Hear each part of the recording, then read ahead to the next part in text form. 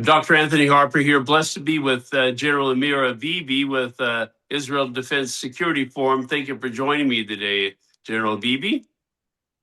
Thank you. It's my pleasure. A lot of serious issues happening in light of President Trump's recent meeting with Prime Minister Netanyahu at the White House. What do you make of what happened in that meeting?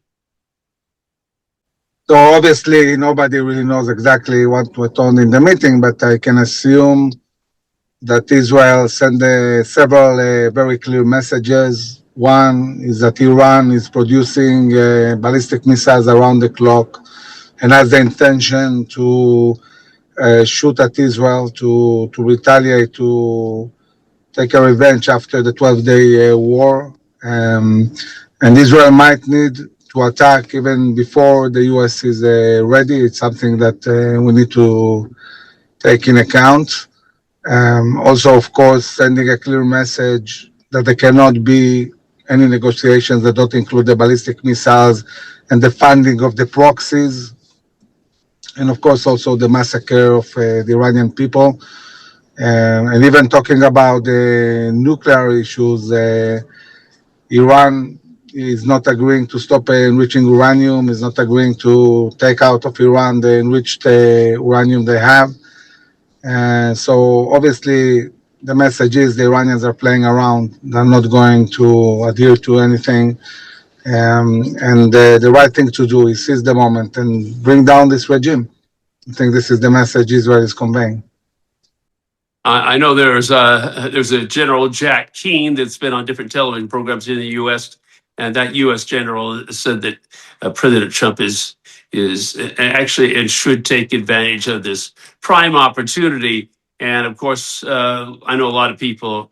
Maybe I have some anxiety about that, about what's going to be happening next. But what you said about the cry of the Iranian people, of all the Iranian people that have been slaughtered, it would be a disservice greatly to ignore their cry. And President Trump said he would not. And so hopefully there will be the support for the Iranian people that have lost their lives, for their freedom. General Avivi wanted to ask about, there's another issue that is happening in Israel, and that is about the enforcement of Israel's sovereignty over Judea and Samaria.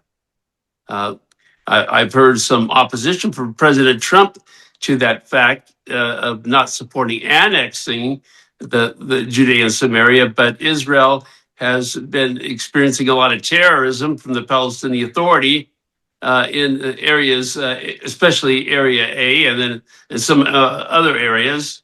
But what is your take about what's happening there with the Israeli leadership trying to enforce that sovereignty and the conflict amongst other nations about that matter?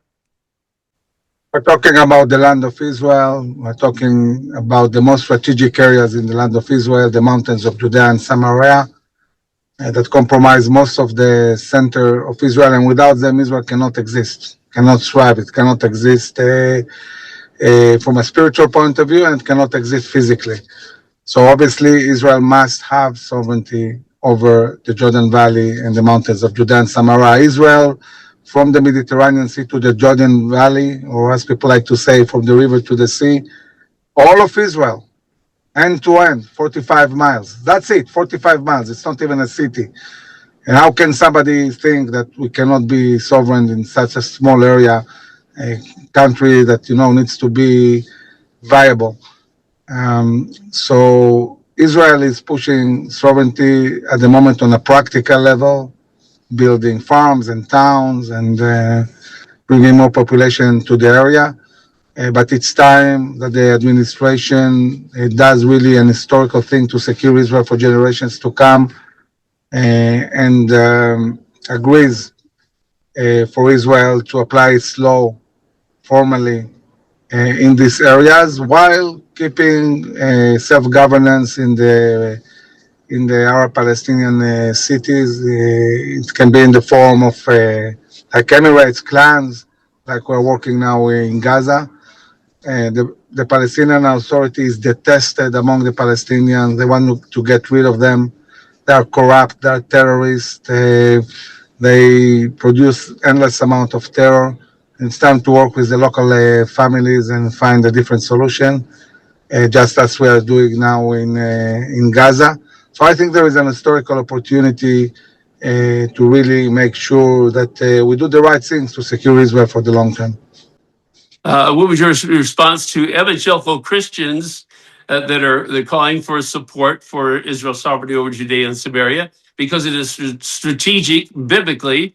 It's the ancient, the home, of course, the ancient homeland of Israel and home of the Ark of the Covenant, which was in Shiloh in the area of Samaria.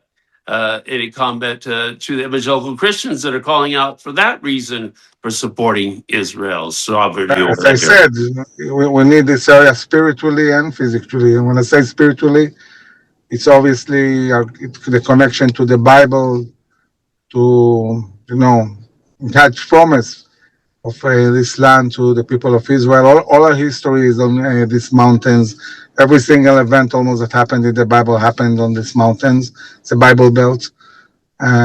So obviously for moral, religious, legal reasons, we should apply sovereignty. We are the indigenous people of this land. And we have one state, one small state, while Arabs have endless amounts, millions of square miles in many, many states. We're entitled to one viable state. There's been a lot of talk about what anti-Semitism is.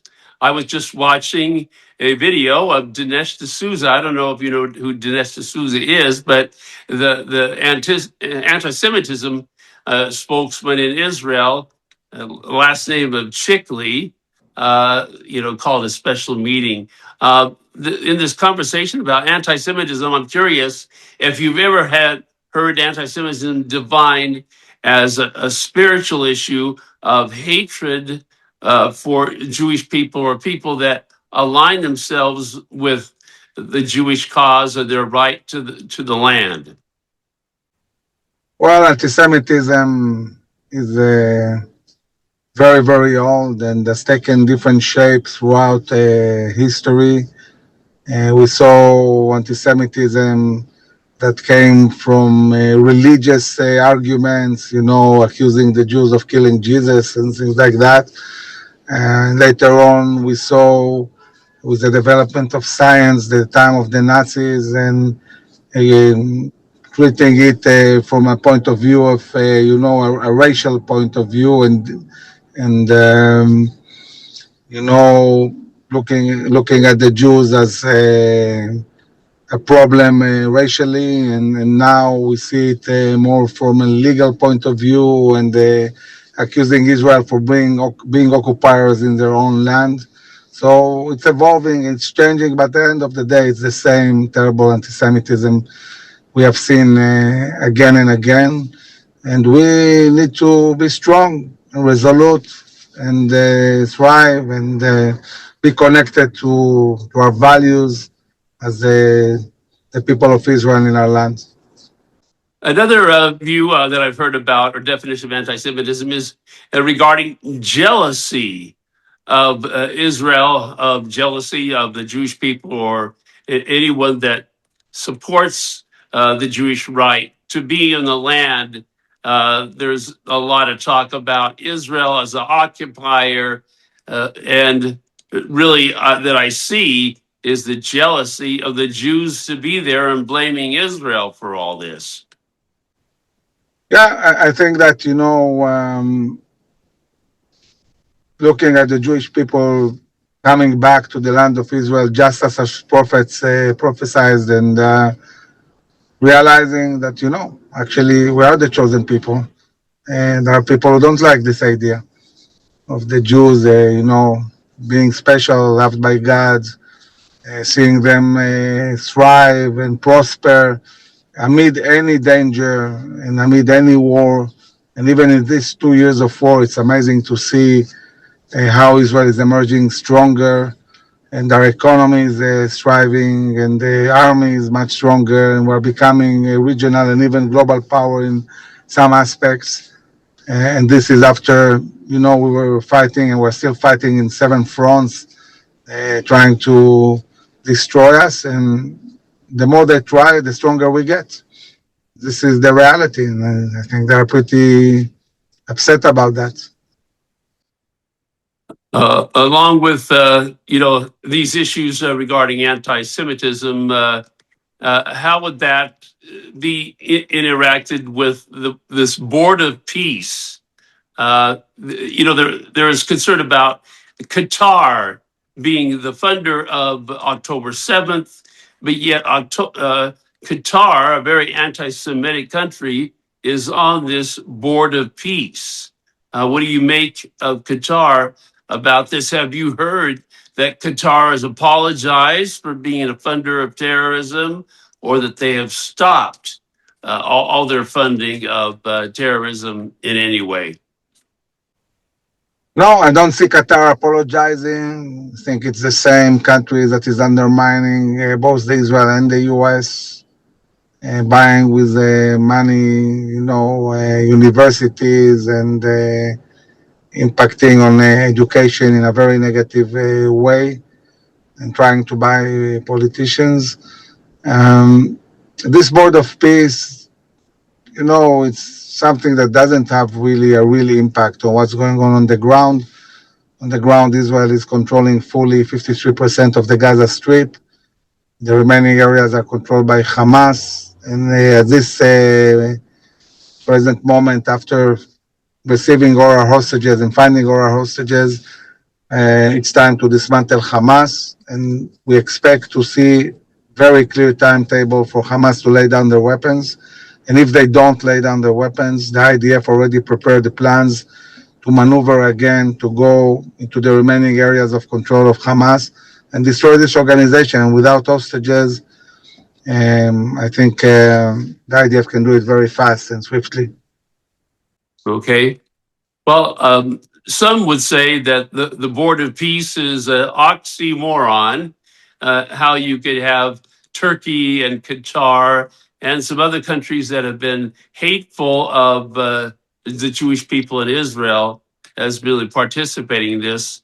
What would you say too about the hypocrisy of the nations that are that are participating in this Board of Peace? So, yeah, definitely, it's problematic. But on the other hand, Hamas is mostly coordinated with Turkey and Qatar. And the ability to get Hamas to lay down their weapons and get out of Gaza to go somewhere else needs to be coordinated with countries who maybe are willing to receive them. The hostages, we got them also in coordination with these countries. So they serve a certain purpose, but Israel is not going to let them go into Gaza in no scenario. There will be no Qataris or Turks in Gaza, and we'll let only people who we think we can work with work into Gaza. And also this is relevant only after Hamas surrenders unconditionally and Gaza is demilitarized, and then we can see what kind of government that will be also run by the U.S. will be in Gaza Strip. How do you feel about Israel Prime Minister Netanyahu and Israel joining the Board of Peace? Well, I think this Board of Peace that started talking about Gaza is becoming an idea that's supposed to replace the UN. By the way, anything that will replace the UN is a good idea. That's the most terrible organization of all. If we talk about hypocrisy, UN is the perfect example of a completely evil and hypocritic, organization. So if President Trump thinks he can create something alternative that will work better, sure, Israel is more than willing to join. So Israel Prime Minister Netanyahu agreed to be part of the Board of Peace at the White House yesterday. And so you're saying you see that as a good move at this point, as long as Turkey and Qatar aren't players in Gaza. Right. Okay. Um, another thing about the border peace, as you mentioned about replacing the UN, there of course a lot of concern about the UN Secretary General Guterres and his blaming Israel or condemning Israel for bulldozing over UNRWA, the UN facility in East Jerusalem, and having a law against UNRWA. What do you make of the UN Secretary General blaming Israel and wanting to or considering referring Israel to the International Criminal Court because of their opposition to UNRWA? UNRWA is affiliated. UNRWA workers participated in the 7th of October. UNRWA is part of a structure that is educating Palestinians to hate attacks and without law. The only place in the world where you have an organization like UNRWA in Israel. We're not going to idea of perpetuating, the status of the Palestinians as refugees, third and fourth generation. It doesn't exist anywhere. And Gutierrez is a perfect example of an anti-Semite. I wouldn't even listen to what he's saying. Not relevant. Mm-hmm. I think of another example, besides the UN secretary being very anti-Semitic from his actions in that way. The Venezuelan, I read about the Venezuelan vice president that was blaming Israel for extracting the Venezuelan president Maduro. That was really shocking to hear the vice president of Venezuela being so anti-Semitic and blaming Israel for this. What has the response been in Israel to that issue? I haven't heard that in Israeli news. Venezuela under Maduro was very close to Hezbollah and to Iran and to all the evil axis. So I wouldn't be surprised, that the deputy of Maduro would speak like that. Okay, and I appreciate your concerns about this issue. Your thoughts on all these matters is very important for people to have a better understanding about all the expressions of anti-Semitism. And I want to throw in there another issue that I've been dealing with, and that is the desecration of the Jewish cemetery in Vilnius, Lithuania.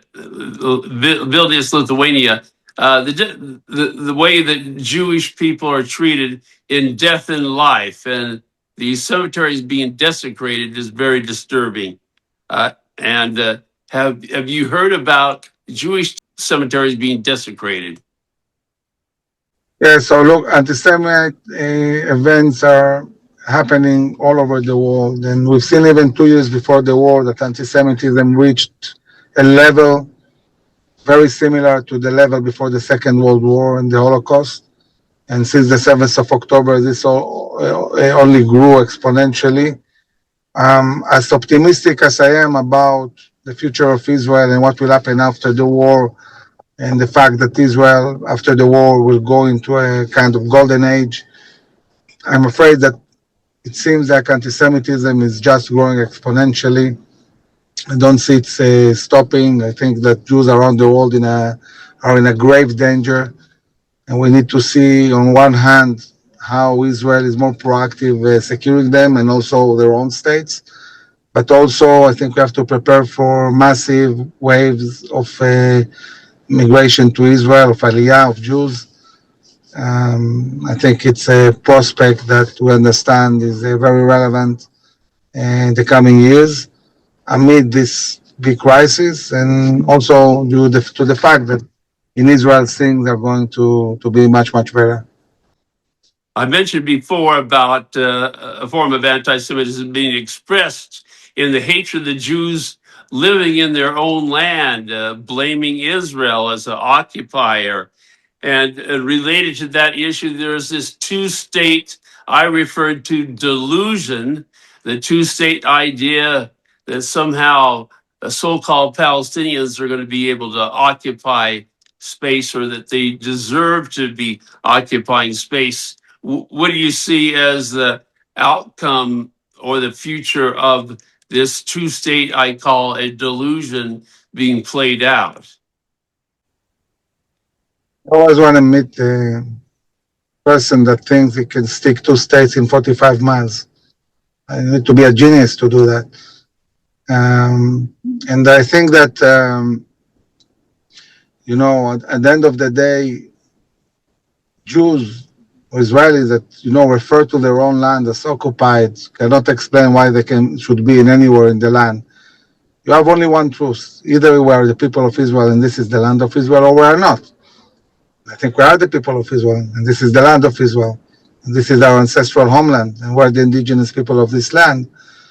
And you don't need to give up your values to solve problems. I'm not saying we don't have challenges. I'm not saying we don't have to find solutions, but you don't approach a problem by undermining your own values. This is not a smart thing to do. So we need to stick to our values as Jews and Zionists, and then look practically, on realities on the ground and find viable solutions. But those must be solutions that adhere to our values, that adhere to the need to secure Israel for generations to come, and that also take in account who are our enemies, what do they want to do, and find solutions that really bridge between all these issues, and there are solutions. I've addressed several solutions in my book, No Retreat. My organization, IDSF, also deals a lot with solutions. We don't disregard that.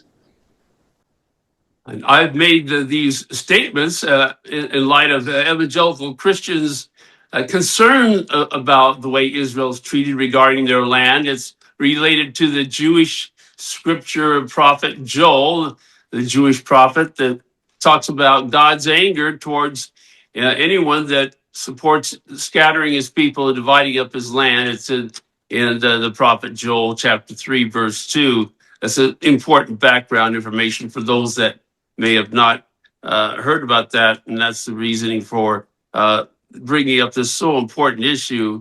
And finally, General Avivi, what are you expecting? What now is going to be happening regarding Iran?